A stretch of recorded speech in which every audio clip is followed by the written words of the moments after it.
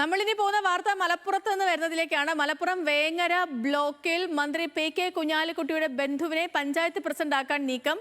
League നേതൃത്വത്തിന്റെ നിർദ്ദേശത്തെ തുടർന്ന് പഞ്ചായത്ത് പ്രസിഡന്റ് കെ മൻസൂർ കോയ തങ്ങൾ രാജിവെച്ചു. പി.കെ. അബു താഹിറിനെ പ്രസിഡന്റാക്കാനാണ് ശ്രമം. ശാന്തകുമാർ വെള്ളാലത്ത് മലപ്പുറത്ത് നിന്നുണ്ട്. ശാന്തകുമാർ, എന്താണ് അവിടെ നടക്കുന്ന കാര്യങ്ങൾ?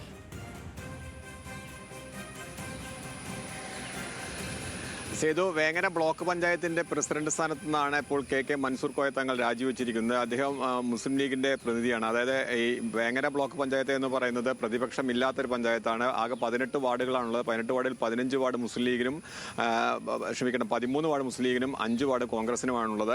അങ്ങനെ പ്രതിപക്ഷമില്ലാത്ത ഒരു ബ്ലോക്ക് പഞ്ചായത്ത് കൂടിയാണ് വേങ്ങര ബ്ലോക്ക് പഞ്ചായത്ത്. അവിടെ മുസ്ലിം ലീഗിന് വലിയ സർവാധിപത്യമുണ്ട്.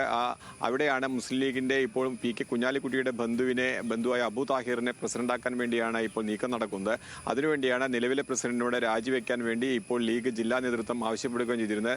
ഈ തദ്ദേശ തെരഞ്ഞെടുപ്പ് കഴിഞ്ഞ് പുതിയ ഭരണസമിതി ചുമതല ഏൽക്കുന്ന സമയത്തു തന്നെ ഈ അബു താഹിറിനെ പ്രസിഡന്റാക്കുന്നതിനുള്ള ശ്രമം ആരംഭിച്ചിരുന്നു. പക്ഷേ അന്ന് വലിയ വിവാദവും വലിയ പരസ്യ പ്രചരണവുമെല്ലാം പോസ്റ്റർ പ്രചരണവുമെല്ലാം പുറത്തു വന്നതോടുകൂടിയാണ് താൽക്കാലികമായി അവ ശമിപ്പിക്കുന്നതിന് വേണ്ടി ലീഗ് നേതൃത്വം തന്നെ പി.കെ. കുഞ്ഞാലിക്കുട്ടിയും സാദിഖലി തങ്ങൾ ഉൾപ്പെടെയുള്ളവർ ഇടപെട്ട് തന്നെ ആ ഒരു ശ്രമത്തിൽ നിന്ന് പിൻവാങ്ങുകയും ചെയ്തത്.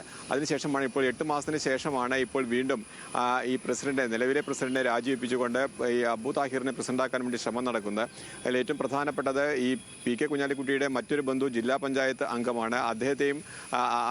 അദ്ദേഹം അവിടെ സ്റ്റാൻഡിംഗ് കമ്മിറ്റി ചെയർമാനാണ്. സമാന രീതി തന്നെയാണ് ബ്ലോക്ക് പഞ്ചായത്തിൽ ഇപ്പോൾ അബു താഹിറും സ്റ്റാൻഡിംഗ് കമ്മിറ്റി ചെയർമാനാണ്.